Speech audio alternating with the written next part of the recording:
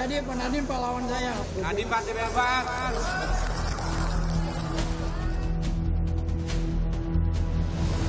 Menjatuhkan pidana terhadap terdakwa Nadiem Anwar Makarim. Oleh karena itu dengan pidana penjara selama 18 tahun. Menjatuhkan pidana tambahan kepada terdakwa Nadiem Anwar Makarim untuk membayar uang pengganti sebesar 809 miliar dan 4.817 miliar. Jika terdakwa tidak membayar uang pengganti, maka diganti dengan pidana penjara selama 9 tahun.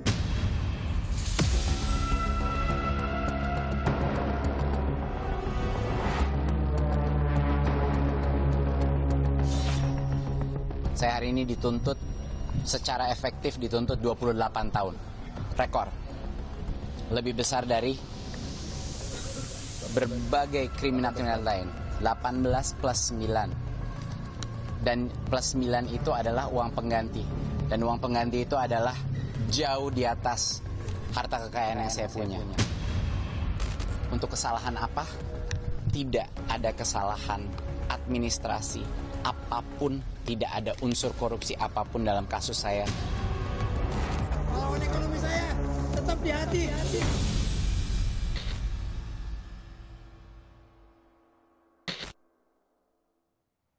Selamat malam. Program Rosi kembali hadir ke hadapan Anda sebagai ruang opini sumber informasi. Kali ini bersama saya Rosiana Silalahi. Mendikbud Ristek 2019-2024 Nadiem Makarim dituntut 18 tahun penjara dalam kasus dugaan korupsi pengadaan Chromebook tahun anggaran 2020-2022. Nadiem juga dibebani pidana tambahan membayar uang pengganti dengan nilai fantastis yaitu 5,6 triliun dengan subsidiar 9 tahun penjara. Malam ini saya mengundang seorang istri yang tetap setia mendampingi Nadiem Makarim selama proses hukum berjalan. Ia adalah Franklin Makarim. Hai Franka, selamat malam. Selamat malam Mbak Rosi. Terima kasih sudah hadir di Rosi. Terima kasih saya bisa hadir di sini. Saya melihat beberapa kali Franka sudah bicara di beberapa tempat. Mengapa Franka merasa bahwa kali ini seorang istri perlu speak up atau muncul untuk berbicara tentang proses hukum sang suami? Pertama-tama Mbak, izinkan saya berterima kasih karena diberikan juga kesempatan ada di sini. Saya tahu bahwa saya sebagai istri atau keluarga tidak lazim umumnya membicarakan hal-hal yang berhubungan dengan hukum atau kondisi suami gitu ya. Tapi di saat ini saya rasa banyak dukungan yang datang, banyak doa yang datang, tapi juga banyak pertanyaan. Dan kalau memang saya bisa membantu menjawab beberapa daripada itu, sehingga kebenaran dan juga hal-hal yang memang masih belum jelas bisa saya bantu, saya rasa itu yang hanya saya doakan saya bisa lakukan. Ketika Kompas TV mempost bahwa ada percakapan ini, dialog ini, perlukah Nadiem Makarim dibela, itu tetap split opininya. Ada yang bilang yes harus, ada juga yang mengatakan bahwa enggak karena dia korupsi. Gitu. Bagian mana seorang istri harus menjelaskan tentang sang suami? Di bagian apanya pertanyaan itu di mana seorang istri harus ikut menjelaskan? Saya rasa pada saat kita bicara tentang satu kasus hukum, fakta harus bicara di atas rasa. Dan saya di sini setelah fakta persidangan sudah keluar semua Mbak.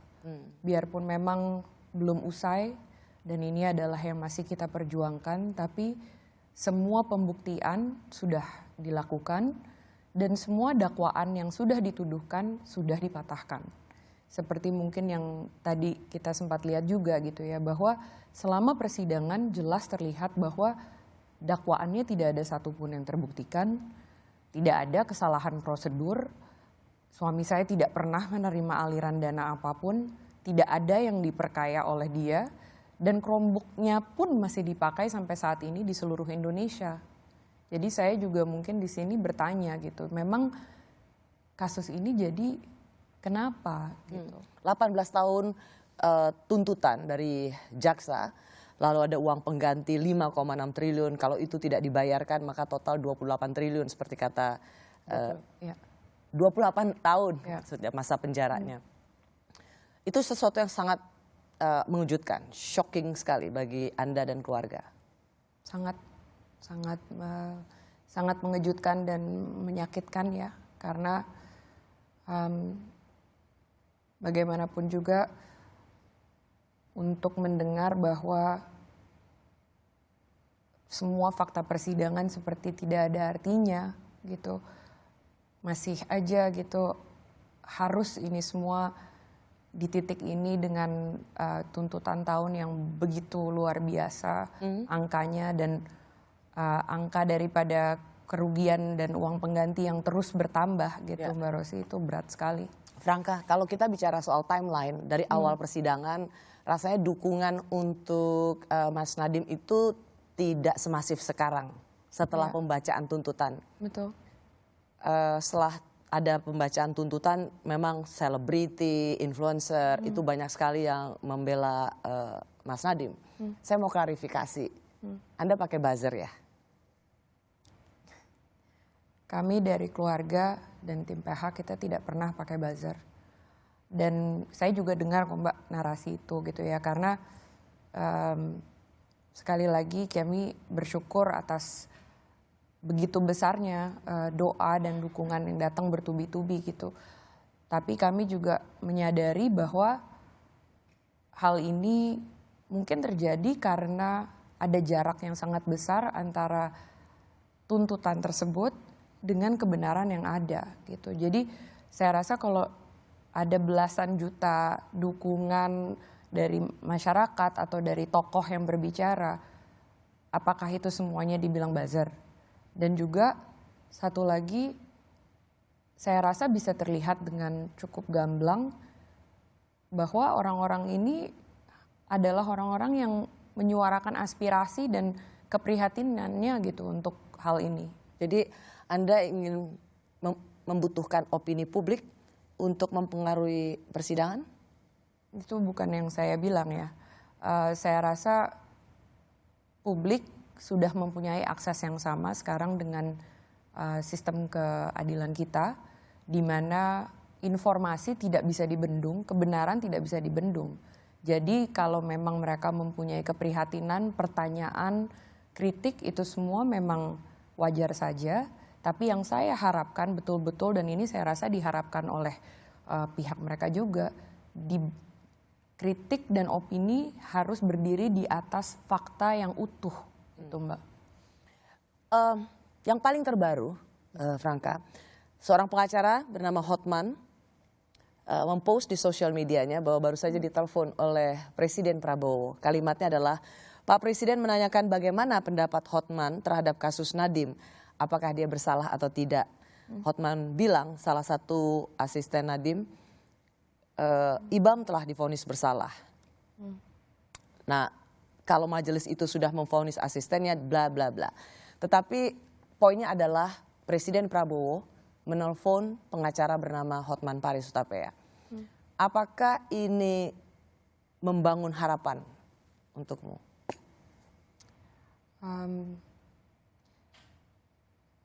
Saya sangat respect dan menghargai Pak Hotman, dan saya juga tahu beliau sangat menjunjung kebenaran dan keadilan gitu.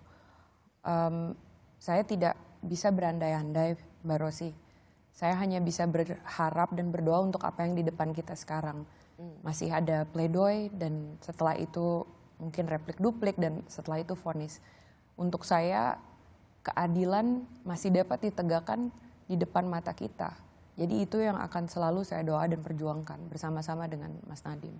Artinya kan gini, Presiden sedang mencari tahu what's going on. Ya. Dan salah satu, ya pasti mungkin banyak yang dimintain, tapi pengacara Hotman yang kemudian mempost di sosial media. Apakah seorang Franka merasa dengan Presiden mencari tahu, maka ini bisa mengubah sesuatu? Seperti misalnya Nadiem Makarim memiliki hasil seperti, atau memiliki pengalaman seperti Tom Lembong atau Dirut SDP. Apakah ini juga menjadi salah satu harapan seorang Franka ketika Presiden juga mencari tahu tentang kasus ini?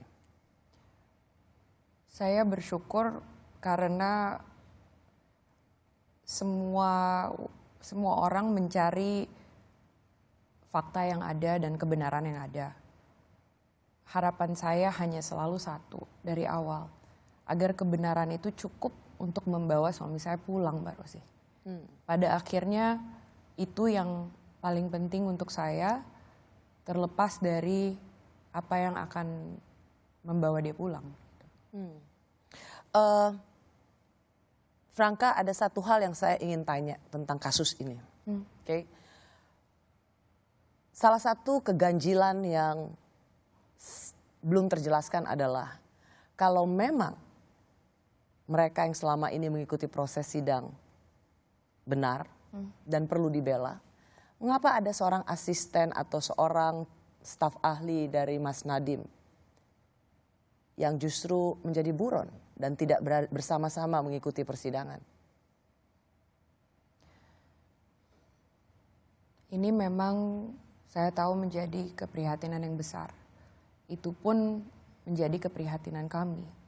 Karena sangat disayangkan orang ini tidak ada di sini menjalani persidangan sebagaimana Mas Ibam dan Mas Nadiem sudah ya gitu. Bahkan sampai divonis gitu sekarang dia di pengadilan negeri.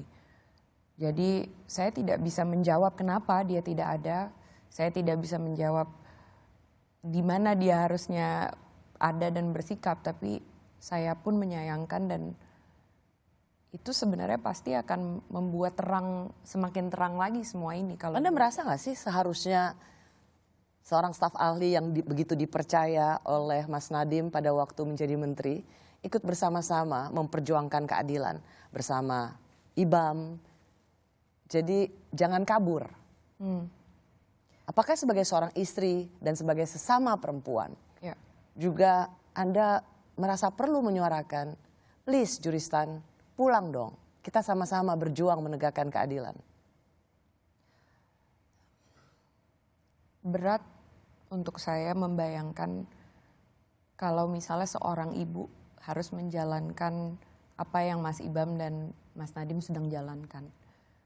Itu betul-betul untuk saya suatu yang berat sekali gitu, Mbak.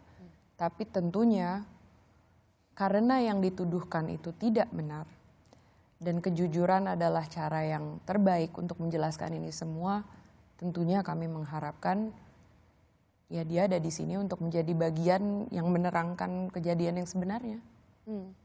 Saya menangkap poinnya Franka bahwa kasihan dia seorang ibu, ada anak, maka ia perlu mencari proteksi untuk dirinya sendiri. Gitu kan kira-kira, dan Anda memahami itu? Sejujurnya Mbak, saya kan tidak tahu sama sekali ya kenapa dia memutuskan untuk tidak hadir. Dan menjadi buronan. Dan akhirnya ditetapkan menjadi buron. Tapi ya sekali lagi saya tidak bisa menjawab atas nama dia. I know, tapi sebagai seorang istri, sebagai seorang perempuan, menurut Anda adil nggak itu? Bahwa suami Anda, Mas Ibam, itu harus menghadapi sendiri, Ibam dan Mas Nadiem harus menghadapi proses ini di pengadilan, dan ia mencari proteksi sendiri tanpa bersama-sama. Pertanyaan saya begini, kalau memang benar dan bersih, kenapa harus kabur? Kenapa harus menjadi buronan? Ya itu pertanyaan saya juga sejujurnya Mbak. Is it fair to you? Banyak hal yang saya sedang alami yang tidak adil, tapi saya tidak menyalahkan individu satu dan lainnya.